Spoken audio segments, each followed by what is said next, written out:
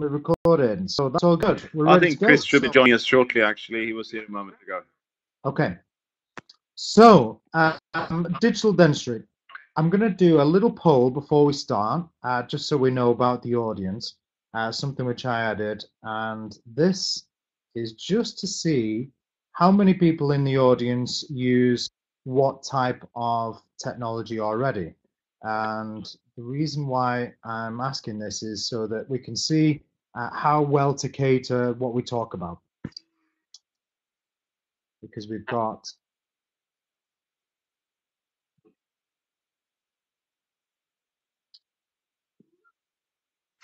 I should have actually given you the option of choosing nothing, but I'll be able to see how many people are using what different whatnot.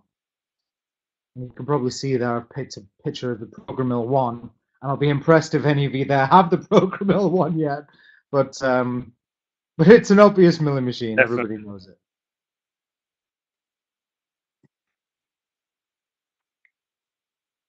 Okay, so we've got quite a few users already. I think intraoral scanners, that's surprising that there's just as many people who are using intraoral scanners as CT scanners. I think if we would have asked that question going back a year or two ago, I think it would probably have been CT scanners if people had anything. But intraoral scanners obviously taken off in quite a big way, which is why I would have thought there's a lot of people here looking at how to integrate other things.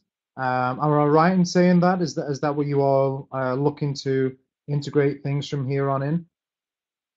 So maybe you used Omnicam in the past, and you currently refer to CT Dent. So the nice thing about doing this platform is it's nice and quiet for us to talk, and I can see you all can hear me, and I can ask you questions. If at any time when I'm doing the presentation or when Chris or Patrick are talking, if any of you want to ask anything, then please feel free, write a question on the bottom right. I can see all of this as we're talking, and I can, if you'd like to ask a question, just write it. I'll be able to see and I can answer. So don't feel like you're cutting in anything. And if I've got time to answer in there, I'll answer straight away. So let's get started. So there's a cheesy picture of me. That's the first slide. I'm going to move past it quickly. You already know who I am, probably.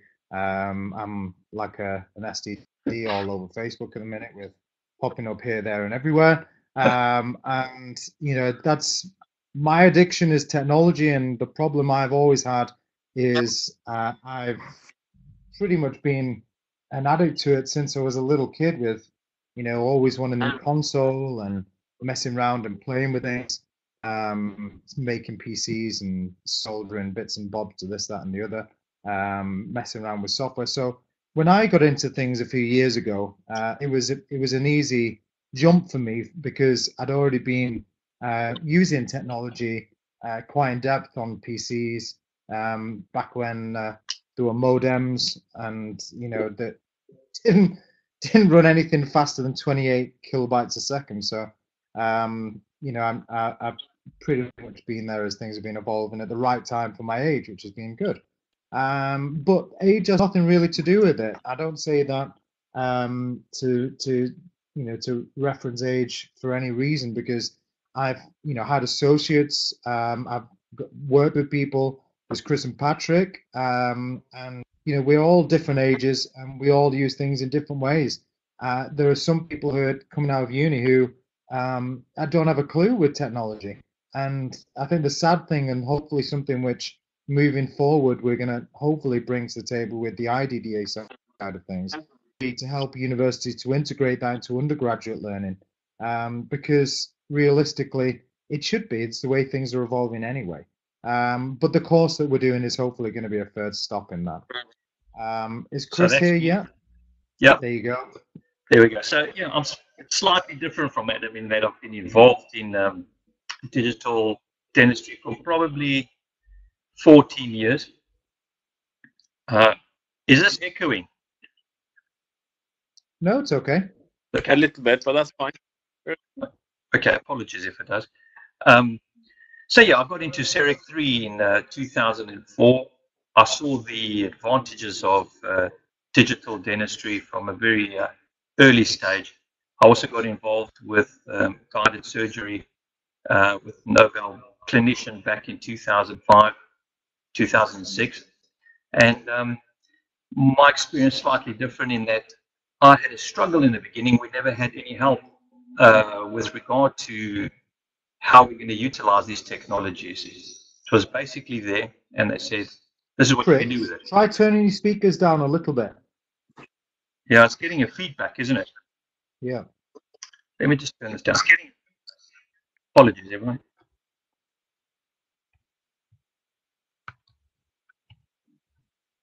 All right, let's just try that. Is that better? That's better. Right, that's so better. yeah, so as I was saying, there was no real help at the time. A lot of it was self-directed and jumping in the deep end to see where we're going. And I think one of the advantages of a course like we're putting together at the moment with a postgrad diploma is really to be able to have guidelines that you can work by with predictable results. And we're going to see how all these digital technologies actually benefit us in practice.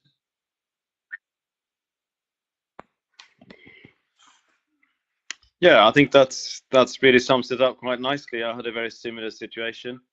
Can you hear me okay there? Pretty well. Right. Yeah, good.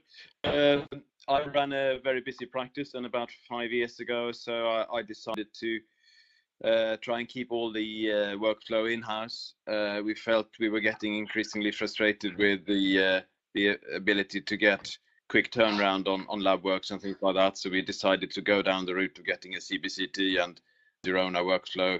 So we got the scanner and the milling unit. And what I did slightly differently from the other guys was that I got an in-house lab. So we got some technicians in, and they produced the crowns and the dental working out. So that puts a slightly different perspective on how I do it, but it just brings it in from a slightly different angle, really, which I think is it certainly is interesting from a return on investment point of view as well. I think it's probably an evolution, really, of where, you know, certainly for myself, Patrik, the more I've spoke to you recently, for me, especially where I'm heading, because I'm different to my associates that do different things to me digitally, and one of them just scans. One of them is starting to learn to do things. Just scans. One of them is starting to learn himself. Well, I sounded like a Dalek then for a second. Yeah. I don't know what happened. Well, I sounded like a Dalek then for a second. Let me turn my speaker down. Let me turn my speaker down. Is that better now? One sec. No. One sec. It's doing what it was doing to you. Yeah, it's giving it feedback.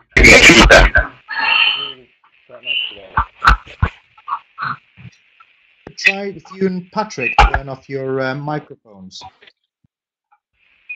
Can you hear me okay? I think we got Let's do it from here. Okay, that shouldn't echo now. Let's try that. That sounds much better, actually. Yeah, okay? I think it's echoing when there's 3 microphones on at the same time. So learning things with the first lecture. There we go. There we are. So let's go through. So there's me. This is my practice. I was fortunate with my practice that I started off with this as an empty shell, really. Everything that's there now looking very pretty, we designed from scratch, and everything I had the luxury of, you know, having the knowledge that I had before and putting it into practice from when I was associate and I was dabbling of these things, and I wanted to then take that into my practice that I was setting up. This was 2014. So when I was doing that, because I already knew what I wanted with all of these things, I could plan ahead. And obviously, I know that that's not always what's possible for a lot of you who are looking to integrate in practice. So I'll try and tell you the decisions that I took in my integration started from scratch, so that you can see how that helps, and then go from there, asking maybe about your personal circumstances of what we could help you with to integrate that well with you personally. So the learning materials today, we've talked about our backgrounds a little bit already. We're going to talk about what choices we make with equipment, like I said, from my perspective, setting up from scratch. And then we're all going to talk about the important things to consider when we purchase equipment in general. Why do you need to go digital? What the difference is? What matters to patients? The return on investment and the investment in practice, the actual cost, and where things we're looking at heading to the future. So my personal pathway, when I was incorporating digital dentistry, going back to 2014, like I said, was this. So it was an old jeweler's, and it was an absolute nightmare to rip out because all of these glass windows that you can see here were all bulletproof glass because it was a Rolex shop. And so they had to defend against, armed robberies that were trying to break in and steal jewelry. So all of these panes of glass had to be unscrewed and taken apart. But like I said, we took it to an empty shell, ripped everything out completely, and you wouldn't recognize the place. And in the same way that a lot of you will or already have moved from analog to digital in the dental side of things, I did the same thing with setting up the practice. So we had the surgery design that I drew out on a piece of paper, what I wanted to happen, and then an architect and a designer turned that into the digital drawings, and then the builders put that into practice. And the reason why I've got that there is kind of like to show you your ideas of what you want a tooth to be, then you scan the patient and you design it digitally and you mill it down. And it's just a different tool. So realistically, some people who think of digital things as something which is going to replace to the detriment of dentistry, we're losing something. There's always been evolutions in dentistry, and there's always been new tools which have come out, new materials which have come out. And realistically, digital dentistry is an evolution of that in itself, in that we're replacing things with something better and something more predictable. So for us now, for the rest of this lecture, we're going to tell you about these which it can be more cost effective, more efficient, and make things more predictable in your practice. Something, a little side note that's a nice little touch when we were designing the practice, and again, something from analog to digital, was you can see on the bottom left there, that little squiggle with the circles around it. That was the logo that you can see is behind where it says The Rock. My wife's idea was to have my son, who was, how old was he then? Maybe 2, just under 2, to draw a rock and incorporate that into the logo. So it took me ages. He was drawing circles for the most part, drawing a rock, and then we got him to draw a mountain. And I digitized that. So that squiggle that you see on the left-hand side and the squiggle that is on the right is just a transfer of that from his drawing onto everything that we now use in stationery and stuff. Don't ask me why the road is called The Rock. I have no idea. You'd think I'd have looked it up at some point, but I don't think anybody really knows. It's just what it's called. Story. It's got a solid foundation, Adam. Sorry, Patrick. Say that again, sorry. It's got a solid foundation. It's a nice foundation. Solid. Yeah. So basically, it gives me something which, for him for the future, if he either walks past, then he can, something he was, he helped build then.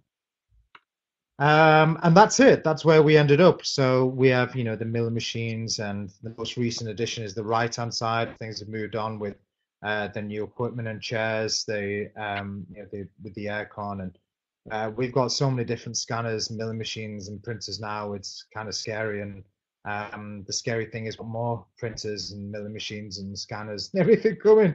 But it's kind of an addictive thing, and you would think you only need one. You only need one milling machine, but the more you do, the more you realize that you can very easily justify the payment of these technologies with the return on investment, which we're going to talk to you about. Well, I can justify buying several of them. My wife doesn't justify as much when I'm putting off doing her kitchen, but that's the conversation between us and not my practice manager. So, So Chris, one of the questions that we often asked about is, what do I buy? Where do I start? Now, one of the things to be aware of is that there's so many different technologies out there, and it's really changed a lot in the past 18 months, 12 months. There's so many new scanners, so much new equipment coming out, new milling units. But I think the question one has to ask is, what do I need this equipment for? What am I actually doing in my practice? And then decide what equipment to go for. So a good starting point for everybody would be an intraoral scanner. We're going to see how Adam's incorporated this in his practice. We're only going to talk about that today. We're not going to talk about all the other practices. But it's a good starting point because of how versatile the camera is and what it can do for you. Now, the next stage would be, do you want to start doing things in-house? Do you want to go into 3D printing? Do you want to go into milling? There's so many questions. But I think the priority would be to decide, what am I doing in my practice? And how can I utilize what's in the market to bring that workflow into my practice and make it more predictable? And there's a few market leaders. I mean, we all know 3Shape is one of the main leaders in the market.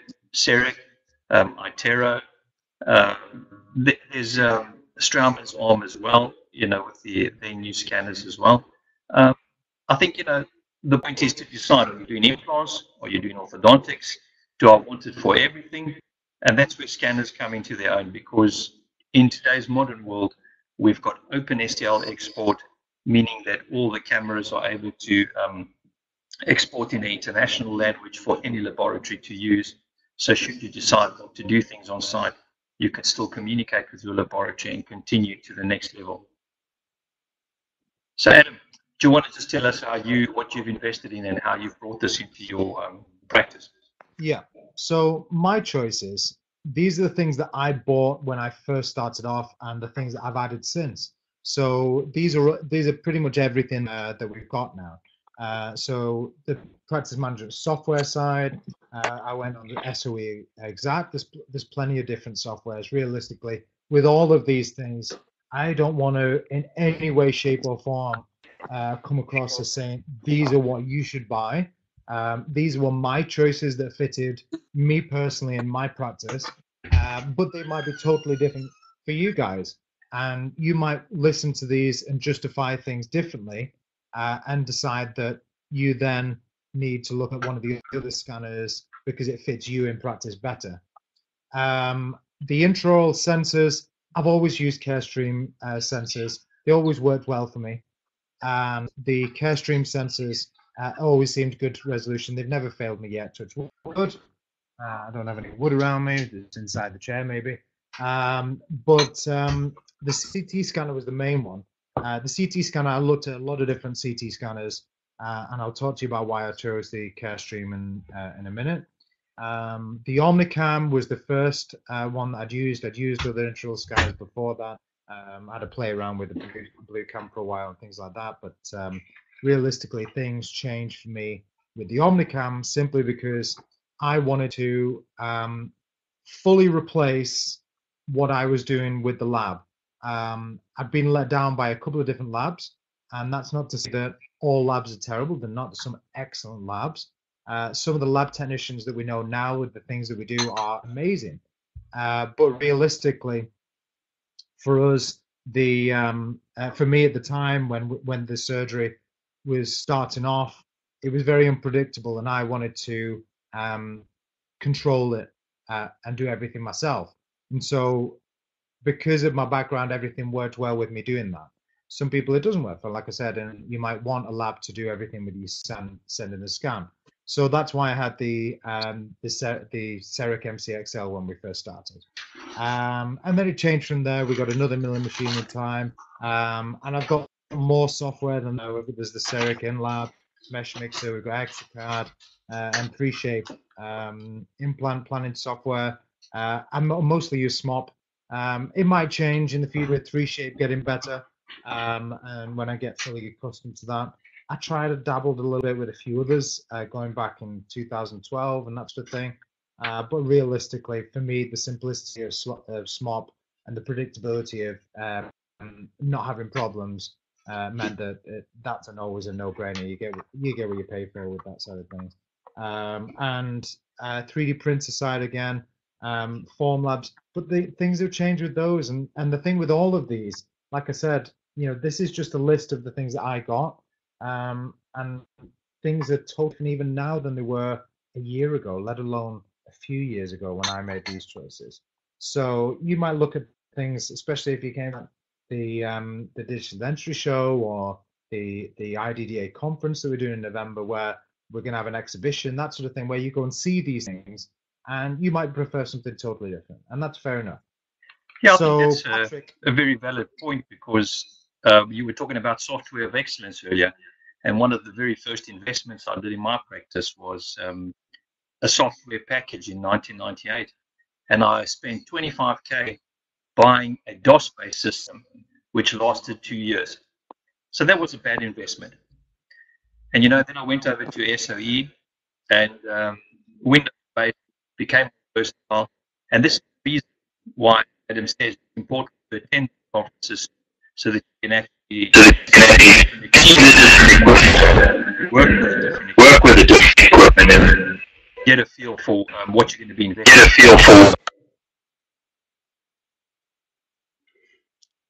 Yeah, and I think also things change very quickly, really. I mean, when I got into my digital workflow, there was really not much choice. When we looked at the CEREC chair side, for me, there was not much choice at the time, really, but now the market's changed considerably and it's changing all the time. I still really like my CEREC system, especially after the latest update with the 4.6 software. But at the time, there was not much else to look at. But now we have some really exciting alternatives, and I'm looking at getting myself another scanner, and I might go and get myself another Omnicam, but I might as well, I'm really considering getting something like a Trios or something that will work really nicely with all my Invisalign as well. So there's so many things to look at, but we're living at a really exciting time. We sit here with this fantastic kit, but we just have to think about what will be out there in a year or two, and that's really exciting, really.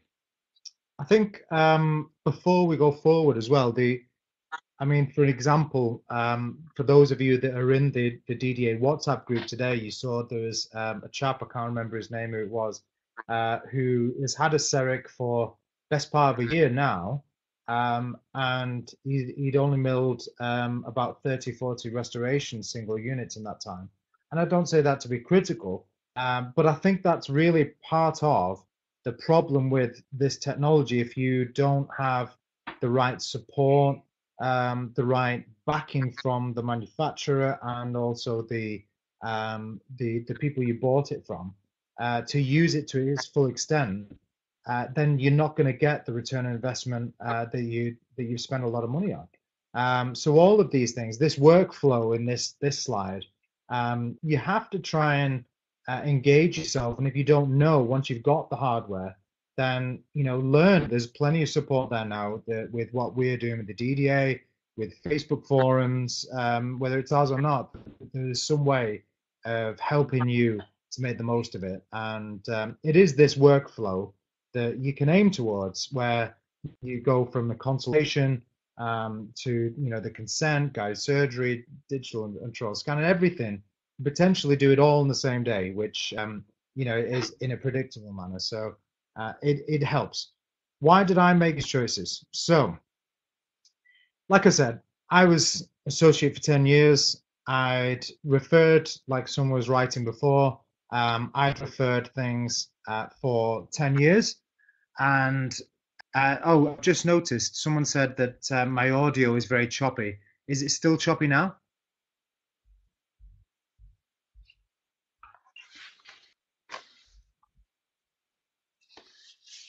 Oh, good. So I was using guided surgery things going back at the start of it, really. So maybe not quite as long as Chris with things like Nobel Guide, but I had a bit of dabble with things before even what was to become diagnostics. So I was used to things with 3D anyway. And I tried to get my principal, who's my dad, believe it or not, to integrate digital at the time. The thing with me with the digital side of things was it's hard. It's hard, and it's hard now when I speak to associates where they want to go down the digital road, for them to justify how to integrate that into their practice or convince their principal. And that's why with this lecture came about, where I was talking about this at the Henry Schein event, simply because with everything that I was doing, if you can't justify it, then it doesn't make sense to buy it. So specifically, the CT scan that I bought, I went to Plan Mecca in Helsinki. I really liked the scanner at the time. The only problem was the feet as it was sitting against the unit's changed now. So it's same as the Carestream, where there's not really a foot stand for the unit. It just attaches to the wall. But the problem was at the time, the base stand was sideways, which was really bizarre. And for me, where I am, my room, I'd have to wheel the wheelchair in if there was someone in a wheelchair and jump over that footrest. So that wouldn't have worked. Or the scanner would have had to have gone to the side, which was a bit bizarre. The Carestream unit was really nice and small, and it was nice. Being completely honest with all these things, I'm going to tell you the things that, in all reality, we all think about the cost with it. And it was the cheapest one, but it was the cheapest. Well, sorry, it wasn't the cheapest one. It was the cheap one with a good quality, and I couldn't justify extra spend on something like the Sirona scanner, or any of the Marine, anything like that. There were another at least 20,000-30,000, when that would give me exactly the same. So for me at the time, it was a no-brainer, and Pete from 360 Visualize has been, fantastic with support. So I can't fault him with that. But there's plenty of good scanners now. The Plan Mecca now changed, and it's modular. They've got the face scanner. So there's plenty of good scanners. Again, you'd have to look at the things you used. The digital intraoral scanner, like I said, the local labs would give me an unpredictable outcome.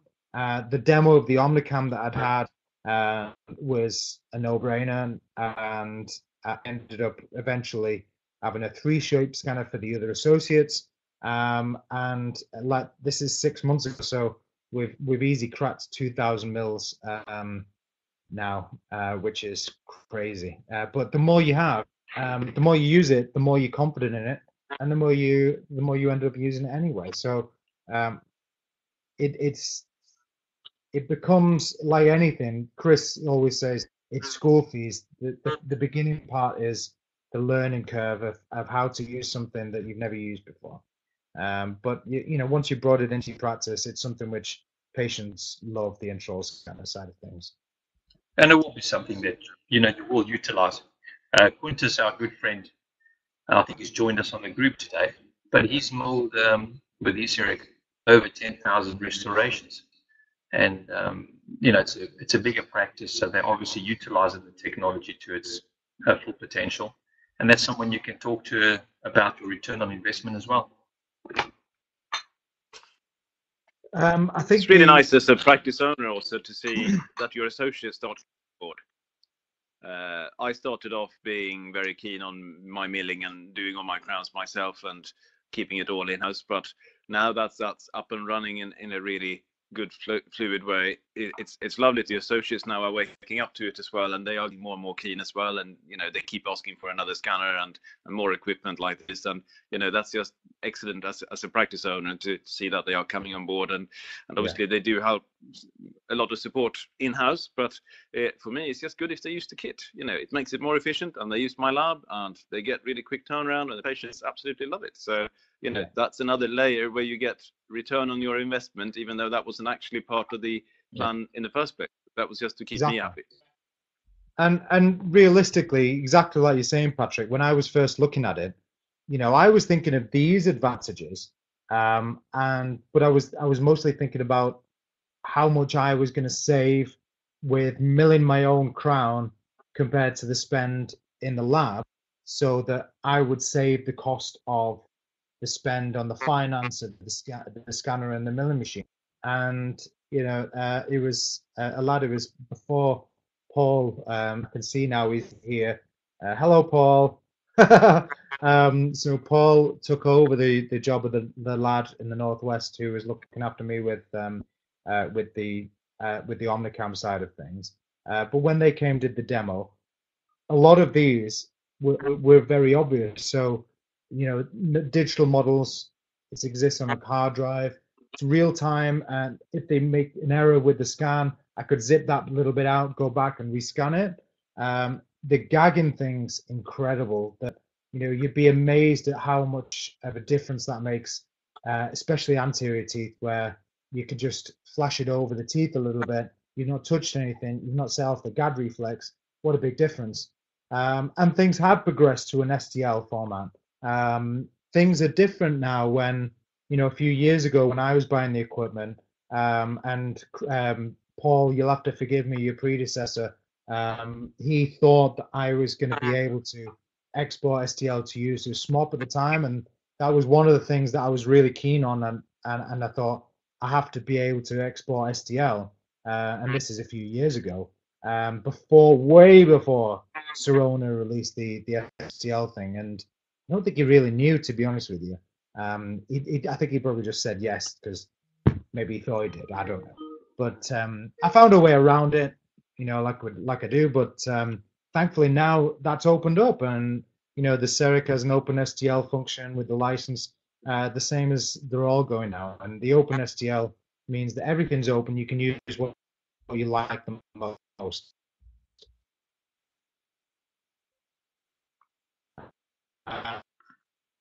Portability, obviously, not as much so with a CEREC because it's not connected to a laptop. But with some of the scanners that you can connect up to a laptop, that a Trios or a Carestream with a laptop and their associates that work at different practices, and things work well for them. And I can understand why, because my associate Adnan has just started with a company called UK Dentech, and what they do is they log into the CEREC. They do all the single crowns, veneers, implants, bridges, or whatever. They charge next to nothing, like £10 a unit or £15 or something like that. And then you mill it out. It might sound, that's a bit of a waste, but realistically, time saving wise, he's happy because he's overpaying way less than the lab would charge, and also he can go and see other patients instead of what I have to do is go and take that block, put it in the machine, and then spend time with that milling and then finish it. He gets the nurses doing all that side of things and then just fits it in the mouth, and it works nicely. So I think that's a kind of in between then to what you do, Patrik, with taking impressions. Yeah, it's another in between really, and I think that sounds quite clever really, especially for bigger things like multi-units and bridges and anything anterior with thin veneers and things like that. So yes, it's a bit of an in between. What I do is I scan, and I normally design everything chairside there and then I send it through to the lab. They would deal with everything from there on really, and then they mill it out and then characterize and stain and glaze and etch. And meanwhile, I see another patient or even another prep really. So the machine is usually busy moving from surgery to surgery, maybe 4 or 5 treatments at least in the morning, and meanwhile the lab is doing everything else, and I could be doing anything really in between. So it's a very handy way of doing it. But I think these design services, it's actually a very good way of doing it, and I think that's a little bit of a barrier for a lot of people.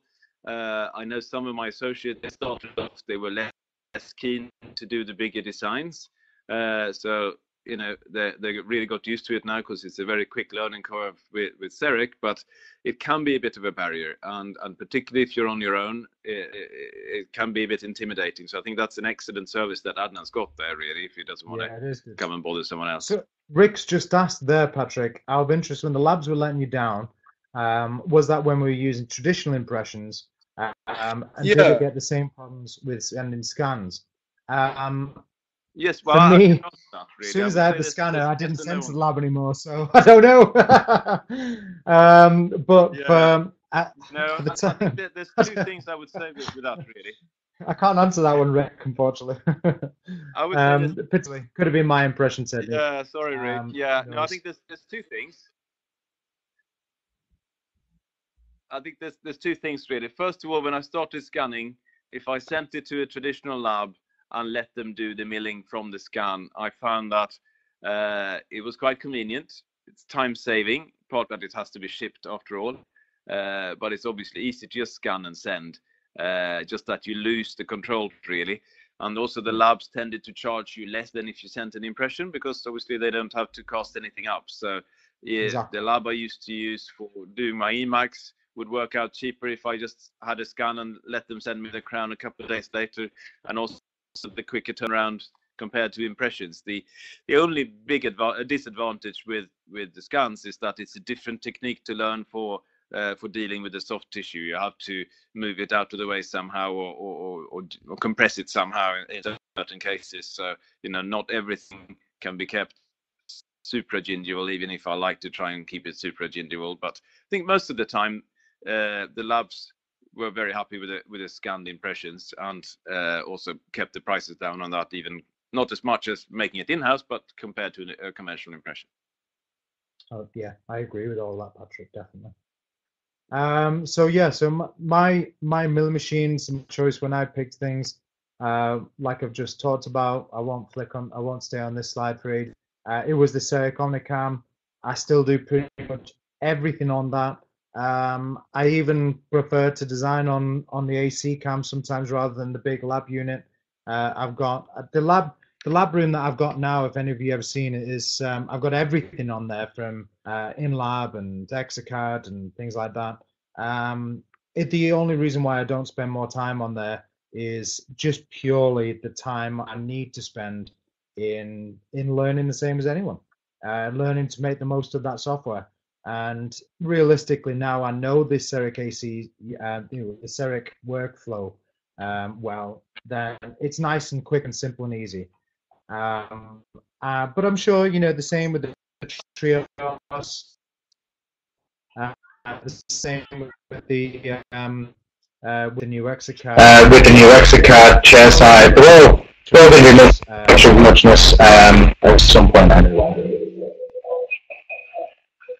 So, looking at The the Intraoral Scanner side of things, the other alternatives, the Itero Scanner, to very quickly flick over these, the Itero Scanner is a good scanner for ortho. For me, when I've looked at it, it's a bit big, but it is very good with Invisalign. If you do a lot of ortho, for the price and for what it does, realistically, I don't think you can go wrong with it because of the actual ClinCheck preview, which no other scanner has. So if you're doing a lot of Invisalign, specifically Invisalign cases, Yeah. not so digital ortho, or for any other of the clear retainer systems, you can pretty much do on any scanner. This is specifically for the Invisalign side of things. Then I would say it's a no-brainer. But that's not to say that there aren't alternatives. The Seric system has an Invisalign workflow that runs through with the Seric Ortho that you can send over to Invisalign, and the Trios in the UK does. It doesn't in America, but in the UK we still have that functionality. The 3-shape Trios, we've got the cart downstairs, and you've probably seen online. I've just got from Rick, who's here, the new Trios booth upstairs. Very quick scanner, slightly bigger head than the Omnicam, but looks beautiful. It's a sexy machine. I think realistically, with everything, with the 3-shape side of things, the software, everything, it is sexy is probably the right word. I think they make everything look they make it look nice, and you use it exactly the same with the same sort of workflow with going through designing things, and it's evolving massively. So I think you compare the Trios now with what's available to going back a few years ago. and it's a very more of a close call between that and CEREC as to what you would do for in-house, especially later in this year when we're looking at other milling machines like the Program Mill from Ivoclar, especially when that comes out, game changer potentially. Carestream 3600 again, excellent scanner, very quick, full color. The nice thing with the Carestream scanner, which I've had the pleasure of playing with a few times, is the Ply export, which works well with Smart because you can export your scans in full color. The Ply format is a full color open format STL, to simplify it. STL is just a mesh of triangles, whereas the Ply format is a color overlay over the STL. So it's an open color system. And I think realistically, overall, eventually, all of these scanners will more than likely move to Ply in the same way that they have done to STL, but it's just time. The cam mill side of things, I've got to be honest, for me personally, I still think the king at the minute, how long that lasts, I don't know, is the CEREC Omnicam MCXL connection and milling, simply because for in-house dentistry, I don't think you can fault it. Were you going to say something there, Chris? Did you say, sorry? It is very sleek, isn't it? It really makes a big, so sleek, isn't it? It really makes a big difference. And I think with the latest update as well in the Omnicam software, I've really fallen back in love with my CEREC again, because it just makes it scan almost as quickly as the 3Shape, and you start a quick workflow, and it just clicks straight through into your milling machine. So that is a big difference. Wish CEREC Ortho would scan as quickly. Something which I used to, waiting for an update for that. Years ago, Patrick, think of where the closing side of things as a negative. I understand more now. I mean, don't get me wrong, I still wish it would be more open to be able to use everything with everything, but I understand the philosophy of controlling things in-house to make everything work well with each other, because they don't have to focus on communicating. It's like Apple, isn't it? It works beautifully. Other softwares. 3D printer side of things. 3D printers are a very interesting one. They're evolving very quickly. You can see the two that I bought, which is the Form 2 and the Cell Robox. Cell Robox is a filament printer. There's the Form 2 is an SLA printer. That's probably the most dental-friendly, simply because the tray that you've got and other cartridges swap and easy to change. Another one that's coming out that's looking very thin, the people have said is going to be very quick. We'll see. I don't know. But for the minute at least, and from everything that I do, the Form 2 is just easy. I have a couple of different cartridges, a couple of different trays, and when I want one material, it's just swap and plugs. You have to clean them out, pour the resin out every time, and it's a bit of a ball ache, and that's not what I wanted. So that's why I didn't make that change. I'm not going to flick over SOE. We've talked about that. The main reason for me why digital technologies work well with patients is because they're already in the matrix. They spend time, way more so than when I was a kid on mobile phones. They're always there, tapping away as they walk into the surgery, and doing selfies while they're with you in the chair, and hopefully not too many of those, and that sort of thing that they're doing all the time. They understand the digital world that we're in now. You're all here because we've communicated to you through email, Facebook, WhatsApp, all the digital things that we have, and the patients understand it. So because they understand it, it means that it's easy for them then to appreciate why you're using it. And there is the wow factor of you having something that they don't have from other dentists. So jumping on board that is for me very important. So the crux of the matter, why, with all of those things that we've talked about, what you're here to understand, the return on investment side of things. The real cost. When's the right time to buy into this technology? Was it the right time when I bought things, or when Patrick bought things, or Chris bought things? Is it the right time now to buy things? Should you wait 6 months and see what comes out then? I don't think there's ever the right time, and I think it's the same as a mobile phone. You don't think of buying an iPhone and say, oh well, I'll wait a year for the next iPhone, because there's always going to be another iPhone. There's always going to be an upgrade to that phone. The idea isn't to have a phone that's going to last forever. It's going to last you the duration of the contract, which basically makes it worthwhile having it. And in the same way as that with dental side of things, as long as these things pay for themselves, then they've added a benefit to your practice, for me, from my perspective. So if we think of things like an accountant would, a lot of people have the wrong philosophy, I think, with digital technology, and that when they make what they class as investments, or what they class as something which they might not be investing in but taking pleasure in, they don't think about things in the right way. You've got to think about things like your accountant would, obviously, that, if you make an investment, how long is it going to be before you've made that money back? Are you going to get it paid back, or is it just going to stay unused, or only just add a little bit of, flair to the practice? And it genuinely depends on your practice. So what I've done is I've set up a few ways that you can look at to see if the practice will bring in that level of work that will pay it off over a certain amount of time that you might be happy with. With any investment, it's this sort of shaped curve where your finances drop initially because you've made the investment, and then over time, cash inflow and your cash outflow, the difference means that your net cash is increasing more than it would have done over time, because you've got more left over because you haven't spent it on things like the lab or more materials, that sort of thing. We all buy nice cars.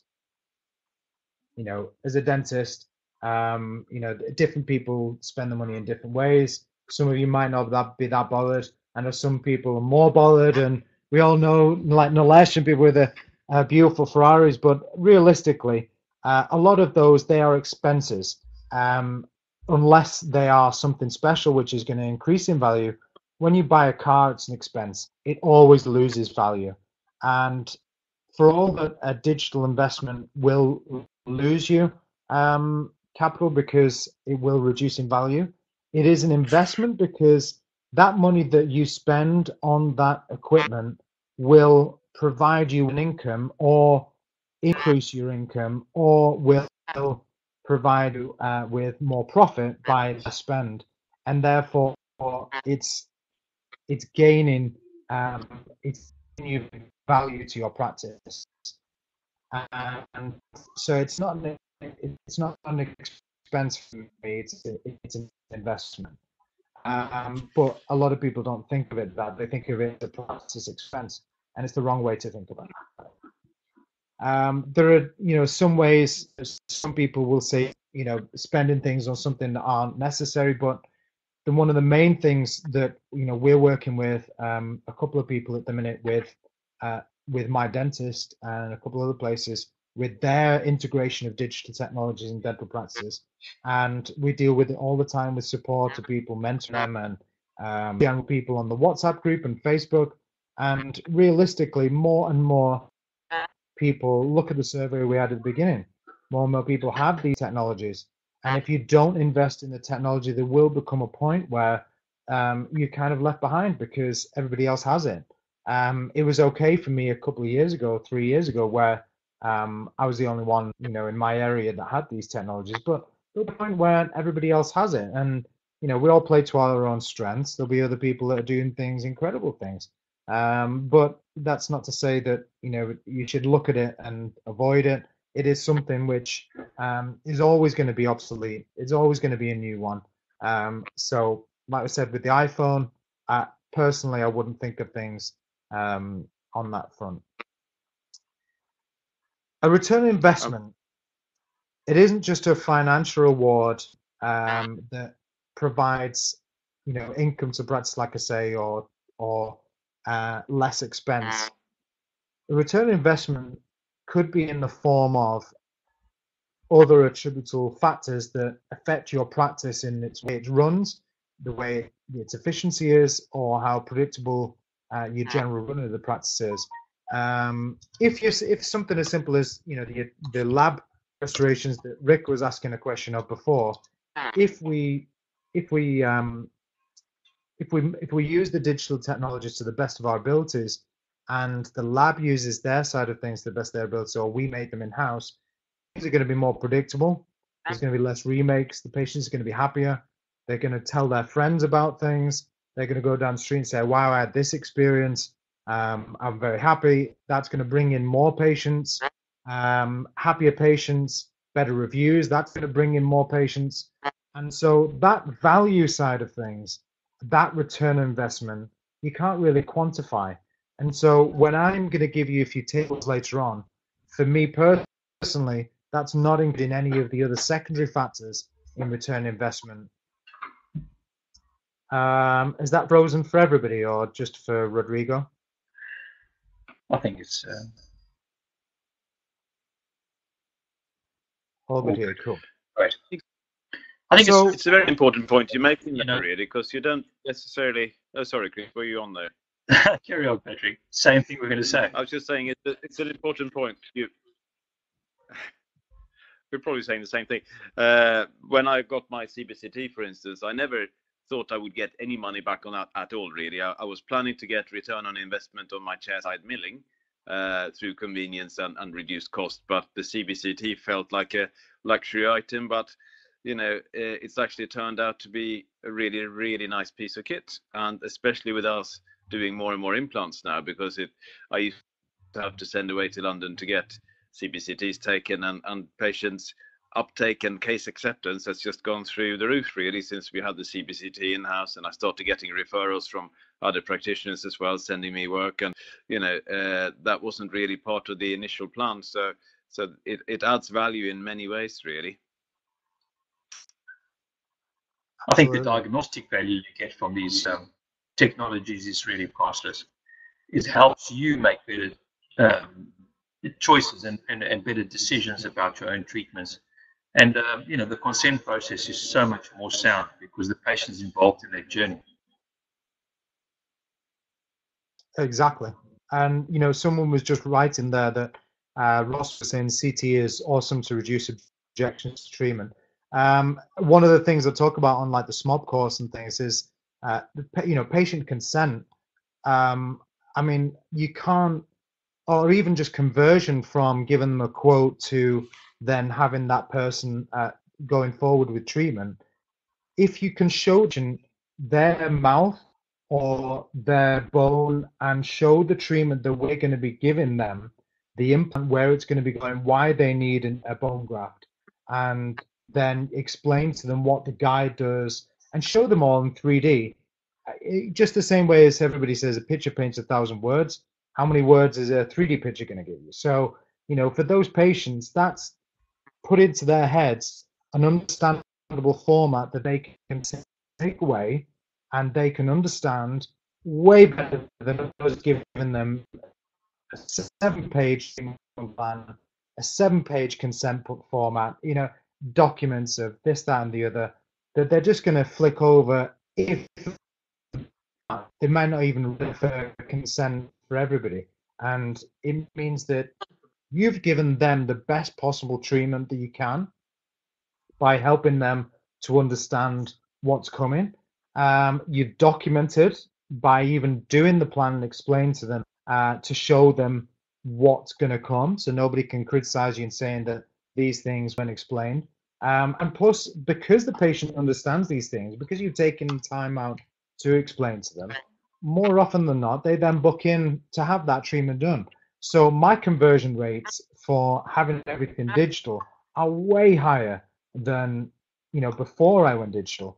And like we were saying, we can't quantify that as part of the return on investment. The return on investment that I'm going to show you in the tables is purely financial, but all of those other aspects, absolutely a massive part in the return on investment. And that's why when I said I can justify getting another scanner, getting a second milling machine, very easily by, if I know my associate has one in his room, he'll use it. And if he's using it, then I know he'll sell more and he'll then bring in more patients and they'll easily bring in the cost of it again. So for me personally, I think it's a no-brainer.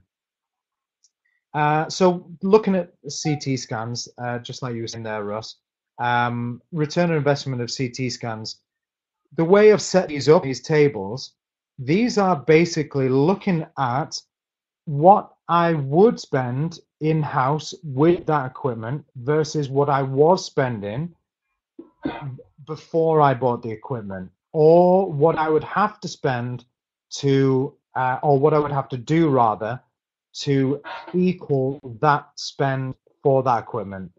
So to understand that better, what I mean is, where I've put here the investment cost of the 8100 is finance, say £800 a month.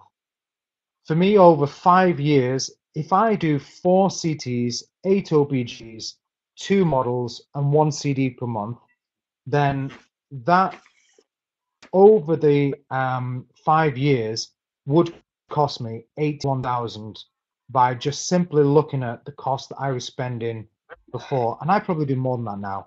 That's a minimum that I would have to do. I mean, realistically, 4 CTs. In the practice now, we're probably doing 8-10 plus a month, if not more. So it was justified. And these prices are just what you would pay standard CT dent.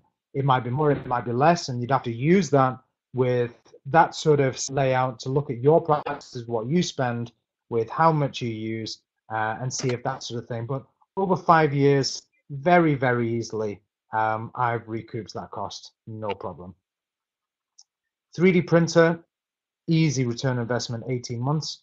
But something which I would very much like to clarify, a lot of people online will talk about 3D printers in their cost per print in the material which it is. Realistically, that's not the case, because that won't take into account the cost of the printer, the cost of the materials you use with that printer, the cost of the finance to do with it. All of those are the factors. Looking at the lab spend per item of what I was spending there. So if I do one of all of those things per month over 3 years, then it's looking at a model material, printing a model. It's more than that now. If I get a printed, if I get a casted model, it's probably about £13-14. Printed mock-up, 125 quid if I get it cast up and wax things up. Surgical guide, 75 to 150, easy. And that's the lab doing everything. Michigan splint, and again, I'm not including the software cost in the surgical guide there. This is just the printer cost itself. Investment cost, obviously I had to buy it, and the cost of the Form 2 and the wash and cure. Rick, am I probably around about there? If Rick's still here, I think so. It's around about that anyway. But say, cost per month, £19. Now, you can look at that and you can very easily work out 1, 2, 3, 4 prints. So 4 prints in a month. If you divide 120 by 4, that's £30. So if you're doing 4 prints a month, then the prints cost you £30 a print. If you're going to do 8 prints a month, then it's £15. So something we're not really explaining is that side of the printer, all that side of things. It's not just the cost of liquid. You've got to look at the whole bigger picture. But still, even with that taken into account, 18 months is nothing. Very easily paid for. Restoration cost. So for this, I've looked at with my the Omnicam and the my MCXL. The finance, obviously, depending on deposit, but looking at every with, say I do 1 implant crown and 14 crowns of veneers per month. And again, this is the minimum. I will very easily do more than that. But if I do that amount, then I know that it'll pay for itself in 5 years. Realistically, again, I'm going to do more than that. So it'll have paid for itself half that time, if not more. So again, the cost of everything, taking into account each little component, then it makes financial sense.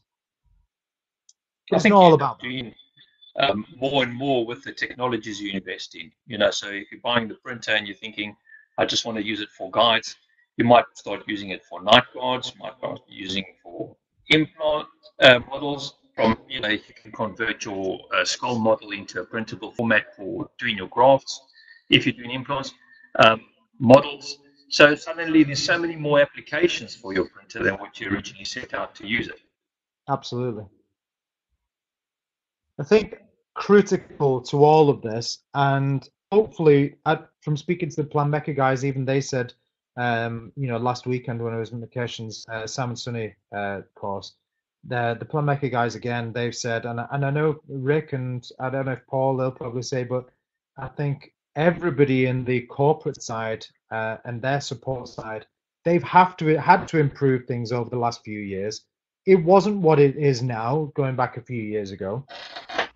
And that's why we're where we are now with doing this lecture with you, with providing the IDDA, the DDA forum, the courses that we're going to be doing, the mentoring, all of that side of things, is because we didn't have it. And it's very frustrating if you don't have that level of support or knowledge to help you get through things when you're using it on a daily basis. And realistically, in all fairness to the manufacturers and the people you buy it off, they can't be there 24/7. They can't be there all day every day. Otherwise, it would be a full-time job for them. So the reason why we developed the mentoring and everything that we're doing and working forward and why we're expanding things is, unlike there are other organizations that like to talk about conferences and whatever. But for us, it's more about the personal side of things in providing the support to you guys so that as you evolve, then there's always that person on the top of the cliff to help you and make sure you don't fall off the other side. And it's crucially important. But what practice impact has had? Realistically, the practice impact for us, more than anything, someone's said, how much time have we invested when we started? I'm going to answer that now. I'm going to tell you. So the impact it's had to our practice, return investment, to summarize everything that we've talked about there, return investment, absolutely increased practice profit, faster turnaround, more patients, reduce surgical time, very easily spend more time, less time in the chair. You can look at the videos that we've done with YouTube and what have you, where you can see an implant procedure might take us 20 minutes. I used to book out 2 hours, and that before I was doing things digitally. So, it's a massive difference. You don't have to do everything in-house. You can do things like Adnan does and spend even less time. A scan takes 2 seconds, and it's a hell of a lot less stressful, especially when, everybody's been there where you take an impression and that impression's wrong, and then you take another impression and it's wrong, and you think, oh God, please me, third time lucky, and then it's wrong. So, you can keep doing impression after impression, and maybe that's why I went wrong with the Labric. But but realistically, if there's something wrong with your impression, then you can very quickly cut that little part out, go back, rescan it, nice and easy, and it's done. The patient's experience, if they, like we said before, they better understand it. It's got to be better for consent. It's got to be better for patient acceptance. It reduces time for us, reduces time for them. So because it reduces time for them, then they are happier, and they can go away saying to their friends, wow, I was only in for this amount of time, and I've got a new tooth. Look at my smile. Done. Incredible. So, if we can reduce patient discomfort, especially with, if it's possible with flapless surgery and guided surgery, incredible. No, gone. So the stress side of things alone, with a case like this, where this is a failing Maryland bridge that we had to take off. Everything's there done with the CEREC, the whole workflow other than the SMOP. It was predictable, and I knew to keep everything for the soft tissue. So, and I could mill it out, I can fire it, copy the stain and glazing. Singles very difficult, and if you can do that side by side with the patient, then again it's less stressful because you can then have a more predictable outcome. But how has it impacted my business? And I'm sure the same with Patrick and Chris. Lab fees are down, absolutely. Maybe not for you, Patrick, because you're still running a lab. But I'm sure overall, Patrick, would you say your lab fees are down anyway than what you would have spent even with running a lab? Oh, definitely. It makes a big difference.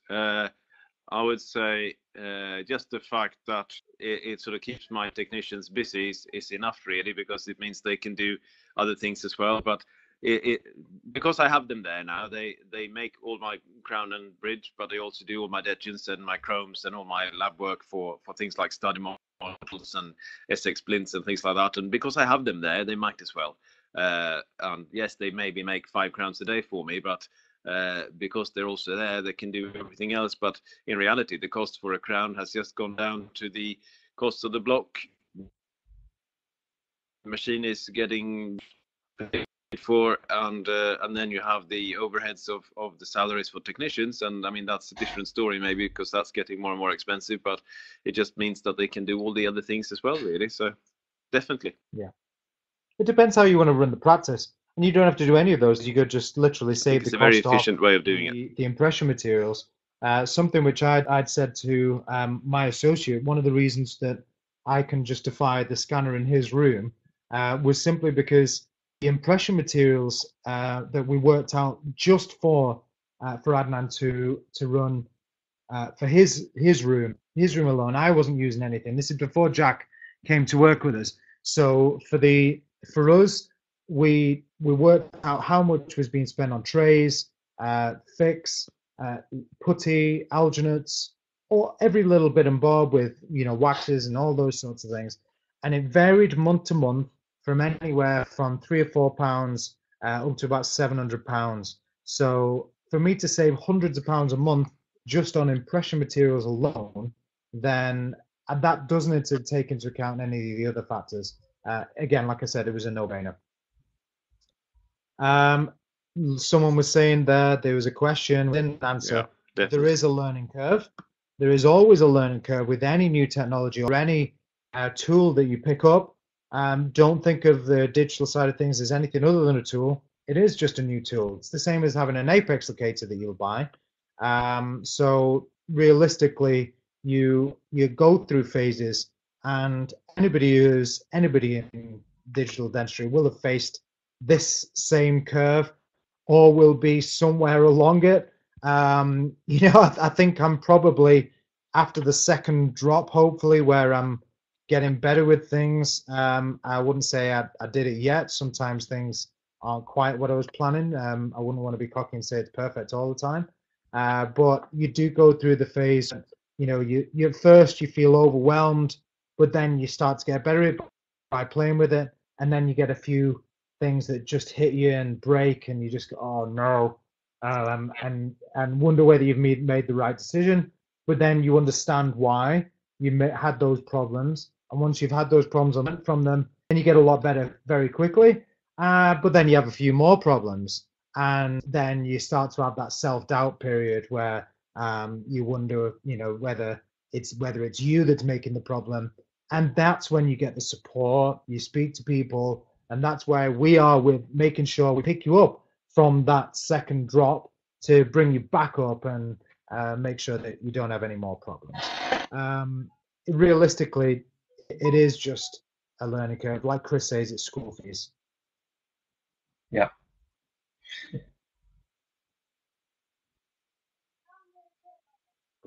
So you were going to speak there. Sorry, Chris. I'll move on. The clinical application side of things, with any technology, like we said, they are just tools and they're evolving. And we should remember that they're not going to replace common knowledge.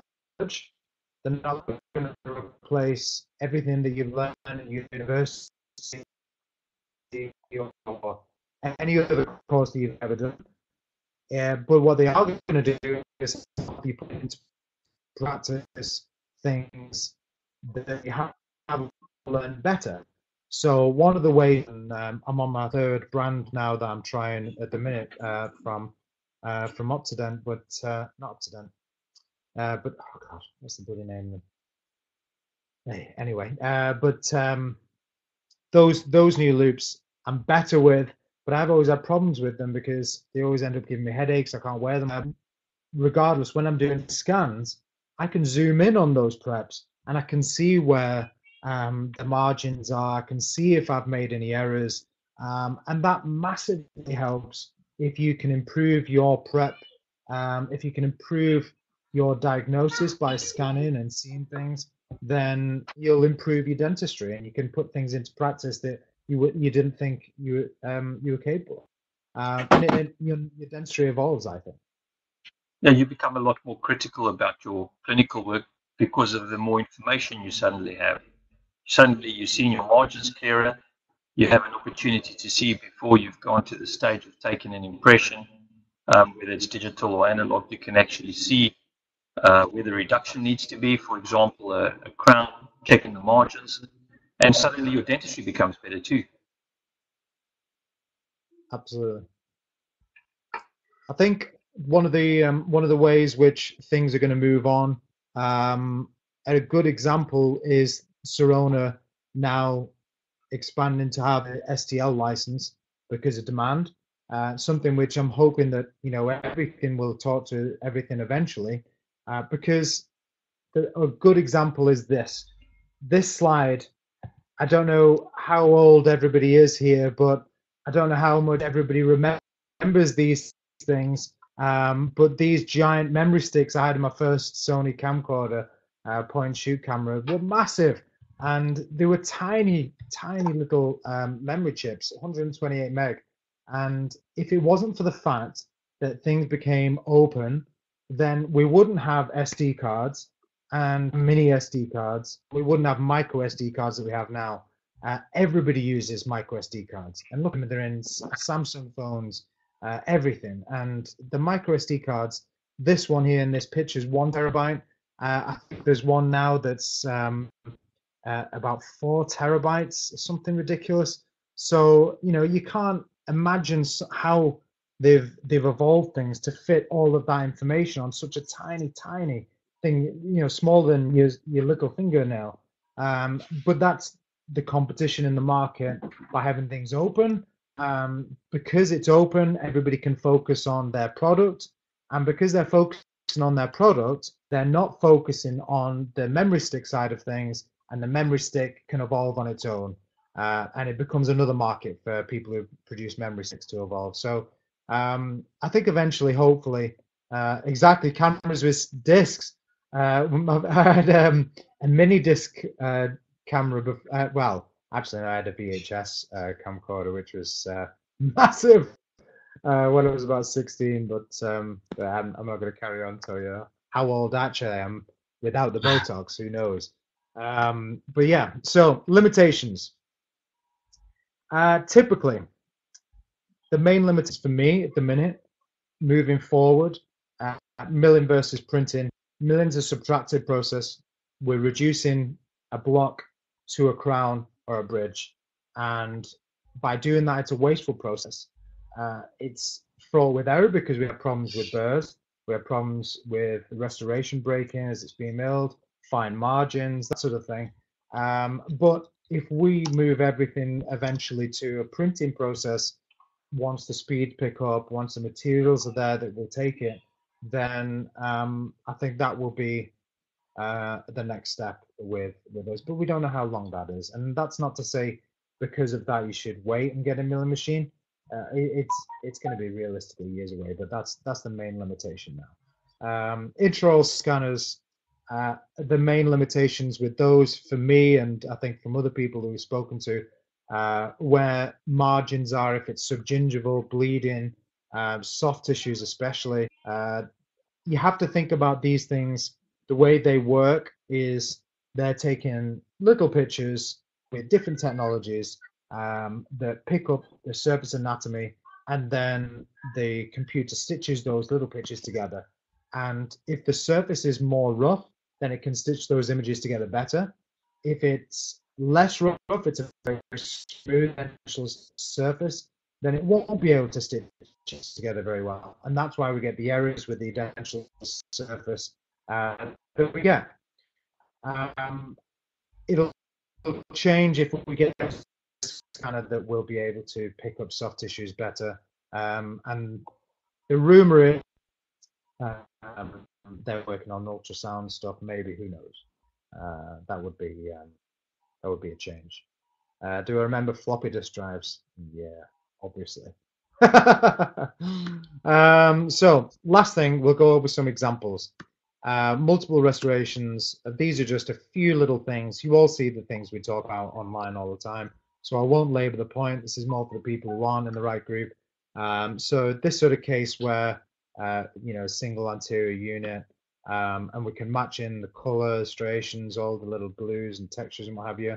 Hypodontic 18-year-old, and believe it or believe it not, this was a finished orthodontic case. Didn't appear that finished to me. I wanted a little bit more space, but they were happy with it, and she was a couple of years away from me being happy to do implants on her. So we had to do something temporary for her to go off to university. We made everything, and this is going back probably a year and a half, 2 years ago now, where I was in the lab to wax things up and then take an impression. So you can see a little bit of analog there. But we made every models on the wax up. So the digital scan was then sent off. They would then print that and copy it with a wax up or whatever. If everything analog with that side of things, and send everything back with a putty matrix. These days, the things you'll see on Facebook now, it's the exact same workflow. The only difference is everything's virtual and it's printed off. So there's no step in between. And we could give her those teeth back and give her back temporarily until we decide to go down the implant road. Upper Remax crown. So this one's a nice one where we had a chap, and this is really a culmination of the learning curve with a CEREC, where this chap was nearly 80 and just wanted a nice tooth for his 80th birthday. We had to give him a tooth back. Yes, we could have done other things with the amalgams at the bottom, but it was like 2 weeks his 80th birthday. He wasn't fussed about the things that he couldn't see with his smile. The thing he saw when he smiled was that front tooth. He didn't want a big giant white tooth, and that picture doesn't really do it justice. It was a very, very white tooth that we had to match in. So took the old crown off, designed everything, matched, and when there's things like this going on, designed it a little bit longer so I could trim it back a little bit. Popped it in, and these are all just little marks that I'd made with a probe. The cervical margin there probably is a little bit too yellow, but all those little marks, little brown tinges, all that sort of thing, was done with it in the patient's mouth. And then I've just lifted it off, popped it in the oven, and I could copy it exactly. So that side of things, realistically, just means that you can have a little bit more of a predictable result by seeing the patient. And that's one thing which, unfortunately, the lab can never really have. Even if you give them brilliant pictures, they'll never have what you have, which is the patient there at your side, unless you send the patient to them and they watch the patient while they're making it. You've got that advantage. So that, for me, is one of the big bonuses of having a milling machine. In a similar way, this, again, single anterior crown. There was an implant case. We could plan predictably what we were going to do with taking that tooth out. We knew we were going to have to do a bone graft. This tooth was knocked a few years ago and it was resorbing. We knew we had to extract it, and we planned to do it immediately. We weren't immediately loading, but immediately placing. You see the resorption there on the periapical from the referral that was sent over to us. And the implant goes in, bone graft goes in, everything settles, and then we restore it. And we can match the colors and everything as good as we can do. And because we planned all of the 3D position of where the implant's going to go, it keeps everything as stable as we can get it and predictable as we can get it with the soft tissue, using all of the same analog, the conventional teaching that you've learned when you've been on your implant courses. The future. So for us overall, I would say, and I'll see what Chris and Patrick would say, but I wouldn't be concerned with what the future holds. I don't want to talk about the future and say this is what's coming. Yeah. There are things we know are coming, and there are things which are slight improvements. But that doesn't mean you should invest now. Realistically, with all of these things, anything you do now is going to give you better quality, better patient satisfaction, increased predictability, less remakes, lab return will be a thing of the past, hopefully. Better treatment acceptance by far. And if the return is there, you're thinking of the actual cash flow side of things, then it's paid for itself very, very quickly. I mean, there's no doubt you're going to get a return on investment, but I think one of the things you also got to consider with investing in digital technologies is that you're going to be enjoying your dentistry a lot more.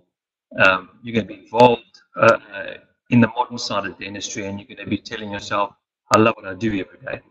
It's not always about how much money you're going to make out of it. It's about what can you use to make your life more interesting, and indirectly the patients benefit from it straight away. Absolutely. And for you, Patrick?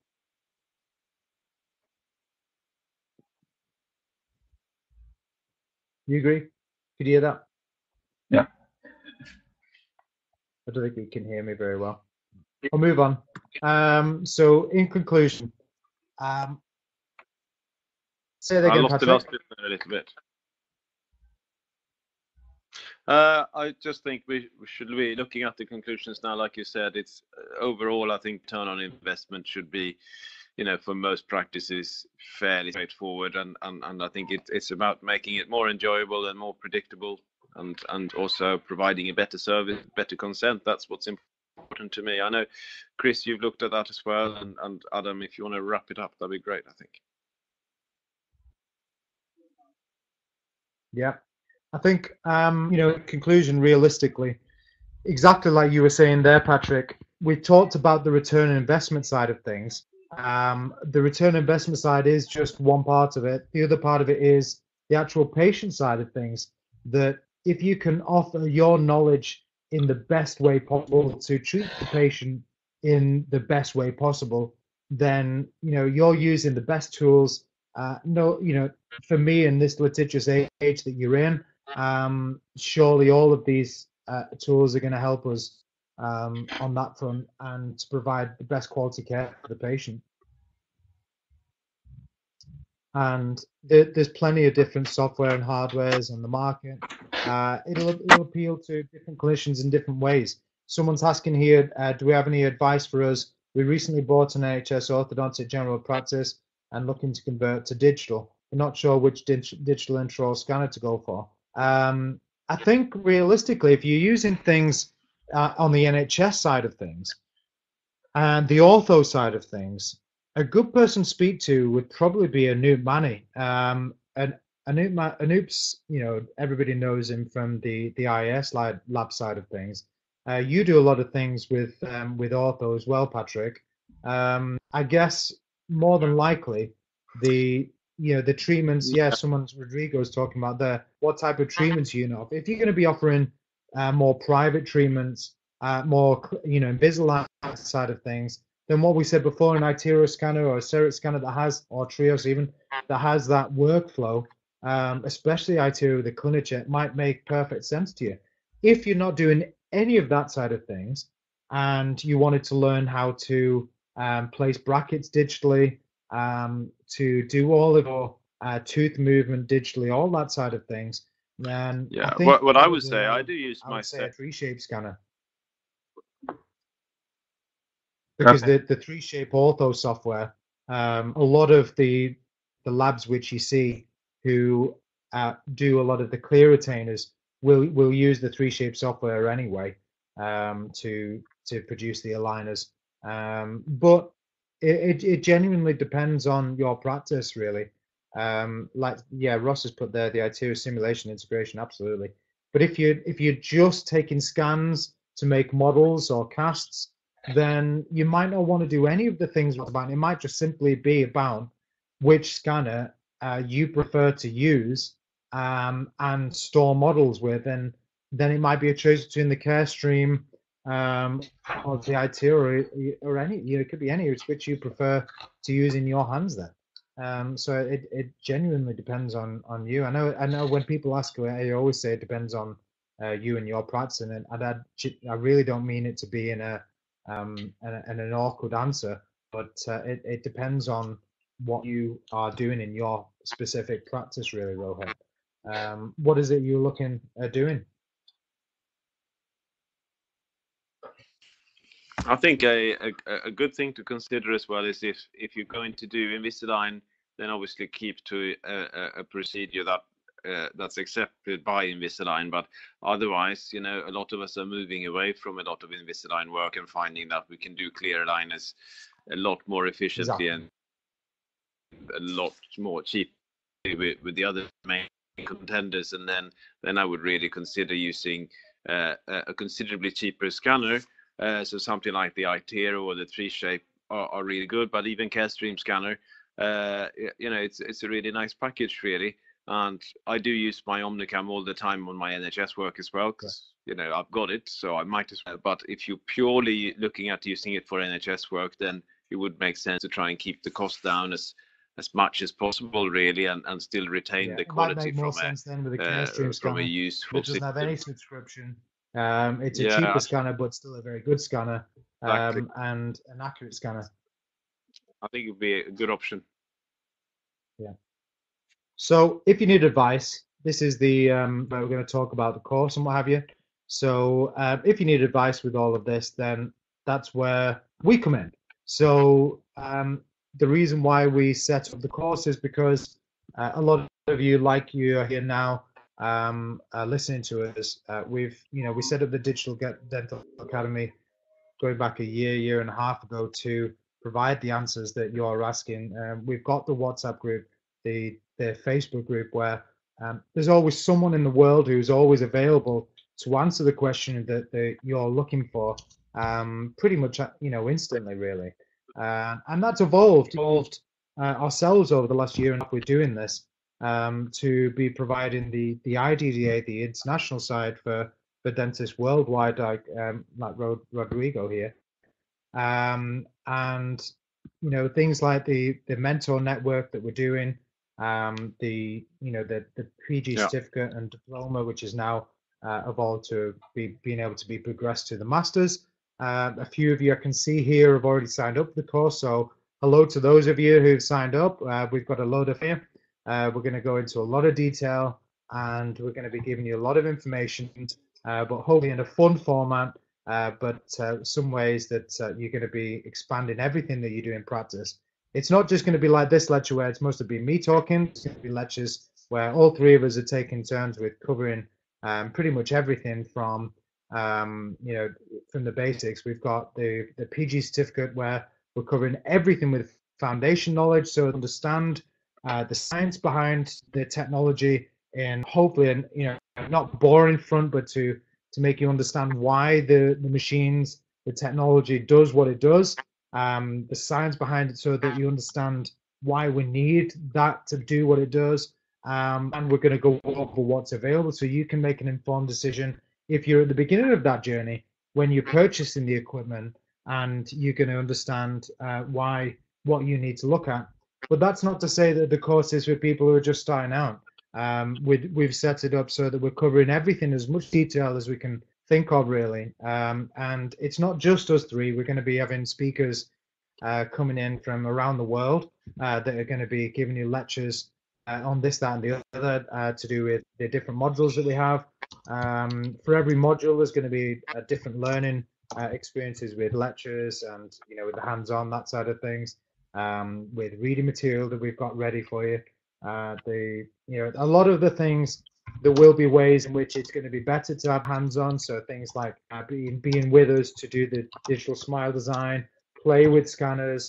But if it's possible, if you're in a different part of the world that can't come to the residential, but you still want to do it, then the beauty of this thing, and we've learned today, I think, from the audio issues, I think I've been thinking as I've been talking, I think is probably because we've got the microphone and speaker set up, we're probably going to need to use headphones. But anyway, the little issues like that we'll be sorting out, where if we're using a platform this or a different platform that's similar, we can then help you in any part of the world to watch the lectures at any time.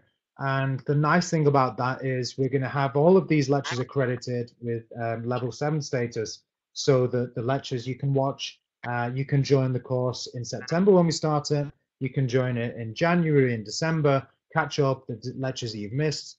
It depends on you, really. And when we cover all of these modules, the postgrad certificate, the diploma, where we're going to go into the more advanced things, so that you understand the more material side of things. I'll let you talk about that, Chris, because you're the materials master. Yeah, and I mean, we're going to have the opportunity to understand the design of what we're doing, the limitations of the materials, the parameters, the safe parameters of them, but also how to utilize these materials to make them more lifelike, to see how we're going to bring them to becoming more cosmetic and bringing the adjacent teeth to life as well. So we're going to have the opportunity. One of the questions Rob's just asked is, are we going to cover staining and glazing? And it'll definitely be one of the modules that we will cover, because I think milling is one of the next steps you take when you go into the digital world, and it might be that you want to be doing these things in your surgery.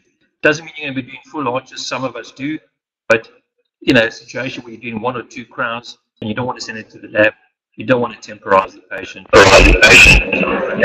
need to look at these options.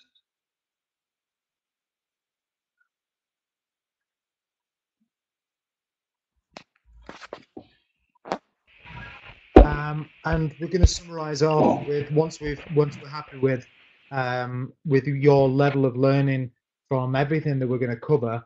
The last module, the final piece of the puzzle, is getting you up to a standard that you can do pretty much everything by the end of the PG diploma that we do, if more, by covering everything at your pace, and to provide cases in your own practice with an advanced clinical practice module. And you might be thinking, oh, I don't have any technology. And there was somebody who was watching who sent a couple of questions in about that, whether does it matter if they don't have the scanner, they don't have the CT scanner, that side of things.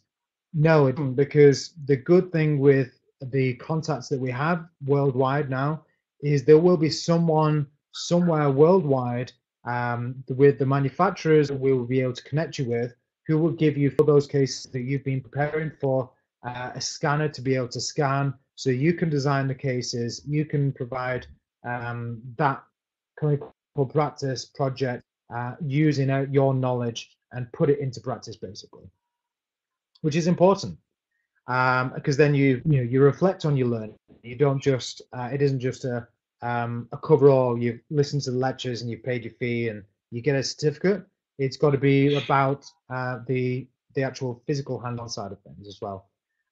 Someone's just asking that, Christian, will the courses provide any hands-on opportunities to get familiar with equipment? Absolutely, Christian. So the format of the course is for all of these modules that you can see there with the diploma or the postgrad certificate. For each of the certificate and diploma, there'll be 2 long hands-on modules, and the hands-on modules will be 4-day duration.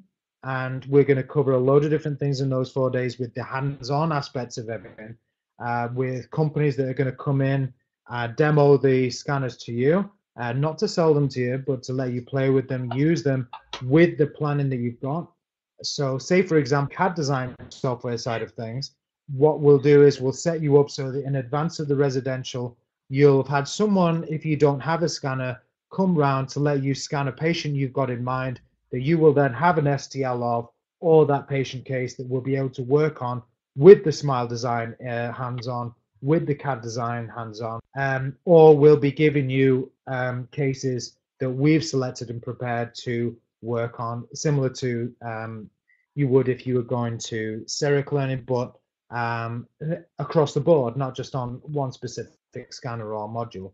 I think as well as that, the important thing is if you don't have that ability to go to any of those residentials, the reason why we've set things up this way is if the modules mean that your date conflicts with that lecture, or that that residential conflicts with you in some way, and everybody has their own life to fit in, then you can catch up. You can do the next residential. You can do the next hands-on part of it, and you can wait till that part comes up again in another 6 months, say. So it's not specific like a traditional university course that you have to do everything in a set structured way. It's a digital course for digital dentists, and you should be able to do things in a digital way and fit it around your lifestyle. And that's the way we've tried to set things up, really. The masters we've got with Coles, who is Bolton University. Once you've finished going through these two different diploma and certificate modules, you know everything. You're happy with everything. Like I said, at least as well as us, if not better, if you've really gone to town with all the literature and resources that we give.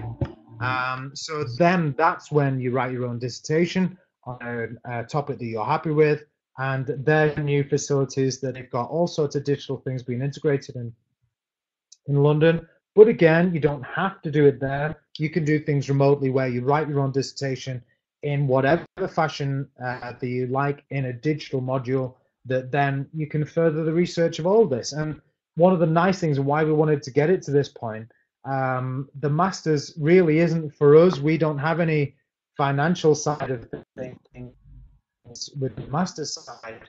The master's things for you if you do the course.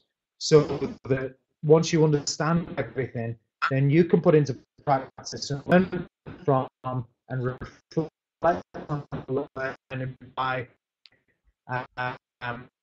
your research. And from my experience, it's not for them. That's fine. Take it that far. But when you go down that road and you work on a specific part of it, then you understand it a lot better, and you've given something back to the learning that you've experienced. And who knows, that paper you write will be the next one that's that everybody's raving about on the the different groups online, and that's something for you. The way we've structured it, if we do the post-grad certificate with tips and training with the diploma, they're covering all of the academic. We're covering the academic side. They're covering all of the delegate side of things. So any finances, relation with them, you deal with them. They'll support you with anything to do with financial options. Everything with that side of things is outside of us. We're here to teach, and we're here to give you the learning experience. But something I would say is that the way we're going to provide things is you don't have to jump on board with everything. If you decide you want to see how things are and do a few of the lectures, then you could do some of the lectures, and thankfully the Bolton University are going to credit if you do those lectures and then decide to do the rest of it, then you've not wasted that money that you've done on those lectures. So you might decide to come and watch our other lectures later and pay for each of those, and then decide later on to convert that. And again, it's the modular design that we've decided to run this under. The IDDA side of things, that is really where the last thing I'm going to take you away from the course side. The IDDA was us trying to create something beyond ourselves, really. And the DDA is very much the DDA is very much me, Chris, Patrick. The IDDA is different. You know, even Ross here, and you know, there's a few people who are watching VJ who are there. It's the non-profit side of things worldwide to help grow the community and support the community across the world, and you know, providing free unbiased advice. We have the premium option, but it's not to give you something that you're just paying extra for. It's to get extra out of, because I was obviously, you know, we're doing all this. There is cost of running the website and what have you. But by doing that, we try and make it so that there's always discounts in this, that, and the other. But everything we do, we're going to put through there so that there's protocols and guidelines that are being worked on and have been worked on for the last few months that are going to go on there. And you know, the main thing is the Congress that we're going to be doing in November. The Congress is going to be fabulous. We've got a load of different sponsors, and we've got a couple more sponsors that aren't on there that need to be updated. We've got the brochure that's going to be coming out this weekend, next week-ish. And that's going to go over as well the Dda Awards, which hopefully some of our students will be applying for next year, which would be nice. And that's going to be, if you already do these things, please enter them. It's going to be completely unbiased. We're going to have judges that are outside of the IDDA that are just, you know, judging it based purely on merit, not who you know. We're not in it. We're not going to be entering it. So again, it's for you guys this, so that you can make the most of your careers. I know some people criticize, you know, awards processes, but realistically, you know, if you can be rewarded for the things you're doing and you show patience, that I'm always a big fan of that. So thank you. I've talked to you a long time there. Thank you very much. Chris, Patrick, anything you want to add? I've talked a lot. No, thank you, everyone. I kept quiet because of the feedback on my computer. Well, Yeah, thank you very everyone much for joining us, guys. coming on board we're going to be putting up all the other lectures. and having a great. If you have any other questions, please ask them now before we.